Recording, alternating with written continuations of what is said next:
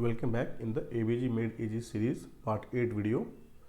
आज हम इसमें डिस्कस करेंगे रेस्पिरेटरी एल्कलोसिस के बारे में। सो लेट्स स्टार्ट, शुरू करते हैं। Respiratory alkalosis, so by definition respiratory alkalosis क्या है? This is due to over breathing causing excessive CO2 washout. Okay, so basically because of over breathing there is a CO2 washout. उसकी वजह से क्या होता है? Leading to a rise in the blood pH. So blood pH will increase, PCO2 will go down and bicarbonate level will remain normal or decrease as per compensation. Alright, so pathophysiology क्या है? Respiratory alkalosis occurs when there is a alveolar hyperventilation and reduction in the plasma CO2 level. ये दो term important है, हमें याद रखना। One is alveolar hyperventilation and next is your reduction in the plasma carbon dioxide levels, and this is also called hypocapnia when PaCO2 level is less than 35 mm of Hg.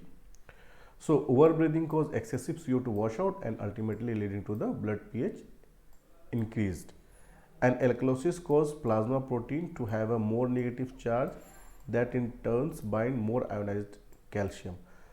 What does it mean? Alkalosis की वजह से हमें पता है कि plasma protein जैसे albumin है, so alkalosis में there is less proton. So alkalosis को कॉम्पनसेट करने के लिए जो हमारा एल्बुमिन है, albumin releases its hydrogen ion. Okay, hydrogen ion को, चूंकि हमें पता है कि albumin is also a buffer, so जब भी पीएच बढ़ता है तो बफर भी कॉम्पनसेट करते हैं। तो बफर कैसे कॉम्पनसेट करेंगे? एल्बुमिन कैसे कॉम्पनसेट करेगा? इनका जो H+ होता है, ठीक है, तो इस H+ को ये सर्कुलेटरी सिस्टम में एक्सक्रीट करते हैं, रिलीज करते हैं। उसकी वजह से क्या होता है? Alkalosis will compensate. Alright, so जब ये H+ निकलेगा, so ultimately this albumin will be negatively charge and plasma protein will be negatively charge.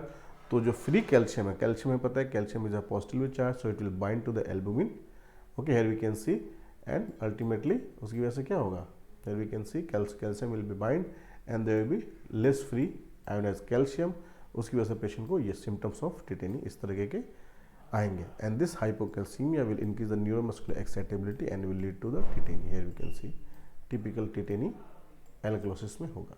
So to sum up, summarise करने के लिए, एल्कलोसिस में blood pH will be increase and there will be less proton. So उसको compensate करने के लिए, उसको buffering action के लिए एल्बुमिन हमारा प्रोटॉन को रिलीज करेगा, and this plasma protein will become negative and ultimately will bind the calcium that is circulating in the blood, leading to the hypocalcemia and finally tetany. All right, so and is the another pathophysiology example. Here we can say that in alkalosis, respiratory alkalosis, there is alveolar hyperventilation. Okay, hyperventilation होता है, उसकी वजह से respiratory alkalosis होता है, and bicarbonate level हमें पता है कि it will go down to compensate as a compensatory process. Fine.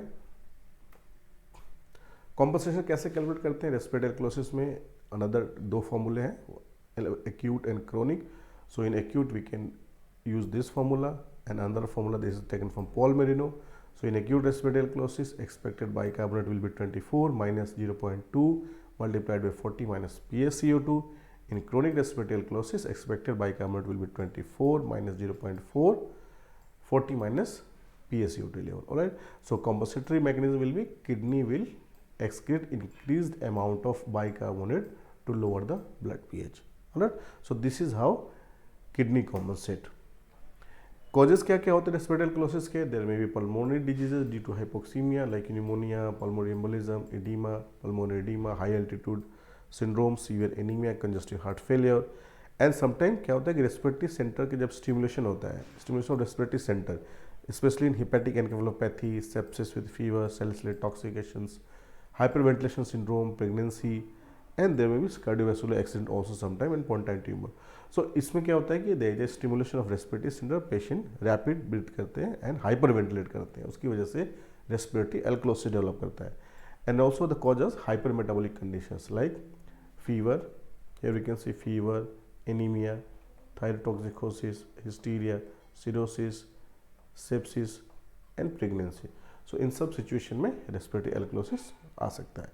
Symptom क्या होगा रेस्पिरेटरी एल्कलोसिस में? हमें पता है कि pH will increase and PCO2 level will go down and there will be increase loss of carbon dioxide from lungs, there will be hyper ventilation, patient hyper ventilate करते हैं, tachycardia में भी there, BP may be decreased or normal, hypokalemia will be there, numbness and tingling of extremity, tetany also, hyperreflex, muscle cramps, seizure can also be there in severe cases, anxiety, irritability.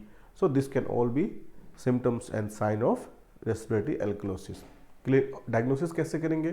From clinical history and ABG. ABG में हमें क्या मिलेगा? The blood pH will be more than 7.45 और more than 7.4, PSU2 will be decreased and there will be decreased bicarbonate level depending on the compensation. Treatment कैसे करेंगे? Again we have to go for the root cause analysis. We have to treat the disease, not the symptoms. हमें patient का try to find out कि patient को respiratory alkalosis क्यों हो रहा है. Fine. So it is important to diagnose the cause and treat the underlying disease. Fine. And sometimes oxygen therapy is required for hypoxemia. And if the respiratory alkalosis is because of fever, anxiety sometime, so in that patient हम क्या कर सकते हैं? Patient को बोल सकते हैं ask the patient to breathe in the paper bag. ऐसा पेपर बैग जो आता है उसमें हम पेशेंट को ब्रेथ करेंगे. सो इससे क्या होगा? पेशेंट ब्रेथ करेगा और अपना ही CO2 हो, जो भी एक्सेल CO2 होगा, he will take in the next breath. So ultimately it will improve your respiratory alkalosis. Fine. So this